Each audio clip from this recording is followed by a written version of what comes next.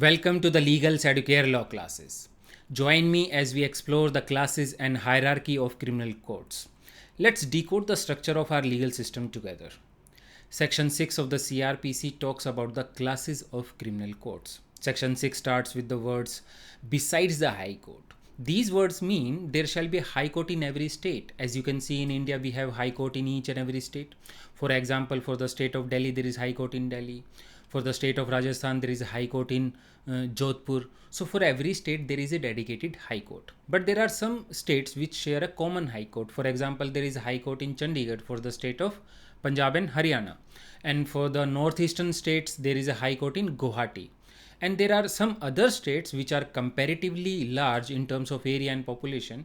In such states, there are benches of the High Court as well. For example, for the state of Rajasthan, there is a High Court in Jodhpur, and there is a bench of the High Court in Jaipur as well.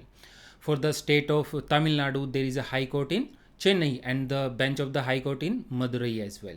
So in states like Tamil Nadu, Rajasthan, Uttar Pradesh, Karnataka, Madhya Pradesh, Maharashtra, etc., there are also benches of the High Court. So a High Court is the highest court in any state. And the Article 227 of the Indian Constitution provides supervisory jurisdiction to the High Court. So the High Court has supervisory jurisdiction over all the courts and tribunals throughout the territory of the state except the courts related to armed forces. Now the question is why the supervisory jurisdiction is given to the High Court. Answer to this question: supervisory jurisdiction is exercised by the High Court in order to keep these subordinate courts within the bounds of their jurisdiction so that they do not go beyond their jurisdiction. So there are following situations in which the High Court can exercise its supervisory jurisdiction under Article 227. Number 1, where the subordinate court exercises its jurisdiction where it does not have such jurisdiction. It means when a subordinate court does not have jurisdiction to pass a particular order, but still it exercises such jurisdiction and passes the order. In such a situation, the High Court can exercise its supervisory jurisdiction. Another situation where the subordinate court had the jurisdiction but it failed to exercise such jurisdiction. It means when a subordinate court had the jurisdiction to pass a particular order but still it refused to exercise its jurisdiction. In such a situation also, the High Court can exercise its supervisory jurisdiction. Now, third situation where the High Court can exercise its supervisory jurisdiction is where the subordinate court had the jurisdiction, it also exercised it but not in the manner which is permitted by law. It means the subordinate court exercised its jurisdiction illegally, not according to the law, that is not according to the procedure that is provided by the law. So in such a situation also, the High Court can exercise its supervisory jurisdiction. Now the question arises whether the Supreme Court also have supervisory jurisdiction over the High Courts. So answer to this question is no, simply because the High Courts are not subordinate to the Supreme Court and the Constitution does not give supervisory jurisdiction to the Supreme Court.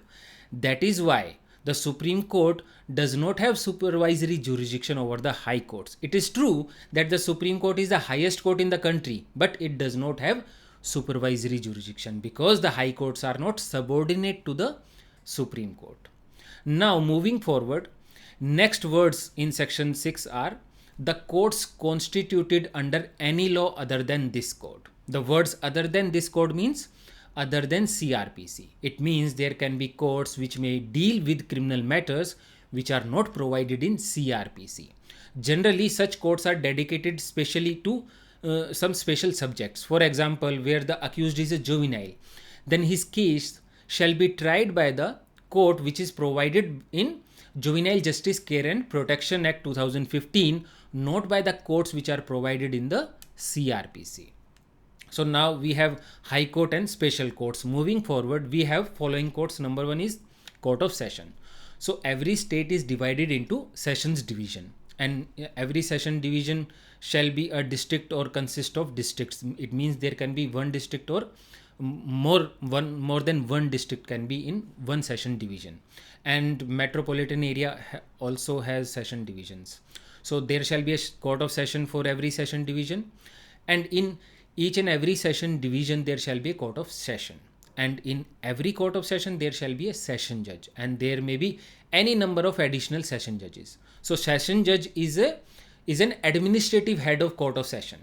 So there is no substantial difference of judicial power between a session judge and additional session judge, but a session judge is an administrative head, so therefore he has some additional administrative power which an additional session judge does not have. For example, the power of transferring a case, like a session judge can withdraw and transfer a case or appeal from one additional session judge to another additional session judge.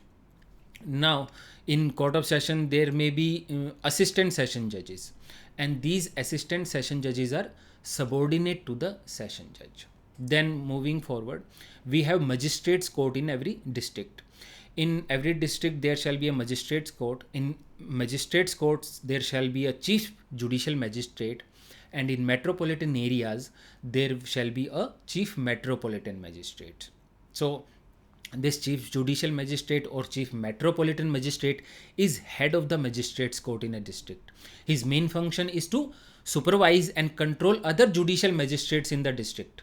He would also try important cases as well. So the high court may appoint any judicial magistrate first class to be an additional chief judicial magistrate, and that additional chief judicial magistrate have all the same powers of the chief judicial magistrates.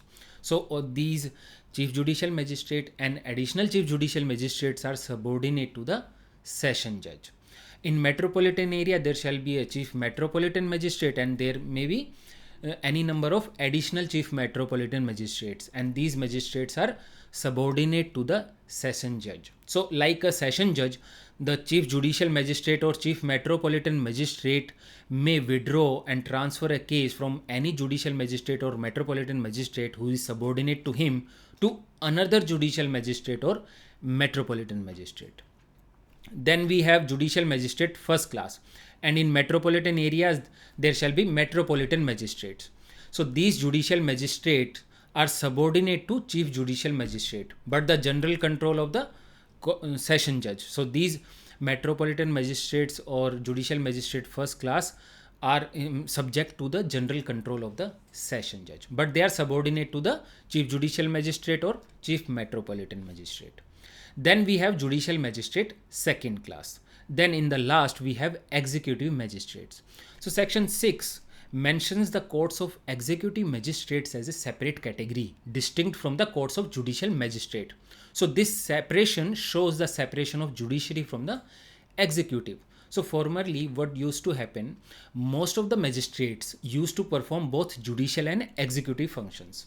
But in our constitution, article 50 of the constitution directs the state shall take steps to separate the judiciary from the executive in public services.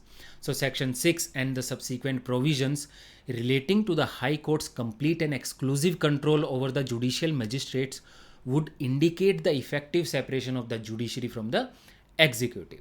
So in every district and metropolitan area, the state government may appoint as many numbers of executive magistrates, and one of them is appointed as district magistrate, and the state government may also appoint additional district magistrates. This additional district magistrate shall have all the powers of district magistrates, and these all executive magistrates are subordinate to the district magistrate.